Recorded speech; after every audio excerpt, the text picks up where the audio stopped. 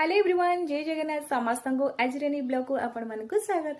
तो सकाल सकाल उठिक आसी मोर नित्यकर्म स्टार्ट करती गार्गे को देदेली हल्दी पानी घर जहाँ एपट सेपट जिनस पड़े सब सजाड़ा सजाड़ी कर रखीदेली। तो सका आसीगली किचन को टिफिन बनई रुटी और बोट डाली तरकारी।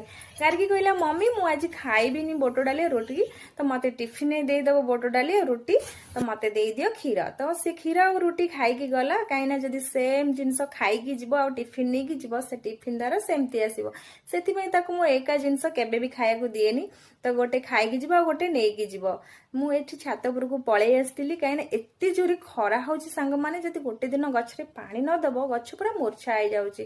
तो जेहेतु आश्विन मास तो माँर आगमन हो गला से घरटा टे भल भाव में परिष्कार परिच्छन्न करदेली। कहीं कहले सांग मैंने आज एत परिष्कार परिच्छन्न कर हजबैंड आज घरे अच्छा तो सी जो घरे था मोटे अधिक कम कर दिए कहीं माने टेंशन न थाए खाଇବା पीबार किसी एते से आराम से धीरे धीरे करी काम करे। घर द्वार सब प्लेट कप सब काढ़ी देती असना मसना जहाँ प्लेट थी सब काढ़ीदेली सब फोपाड़ी बहुत थर गाड़ी कले हजबैंड कहले ये सब जिन कहीं रखी सब काढ़ी दौनु तो नुआ नुआ जिन यूज करे आ पचे अलग जिन किणे आने।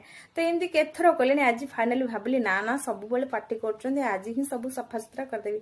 मत टे बेसी भल लगे शो केस सजाड़ी रखापी कौ मन को भल लगे कहले सांग मैंने मत तो बहुत भल लगे शो केस सब काच जिन सजाड़ी रखापी मोर भारी पसंद।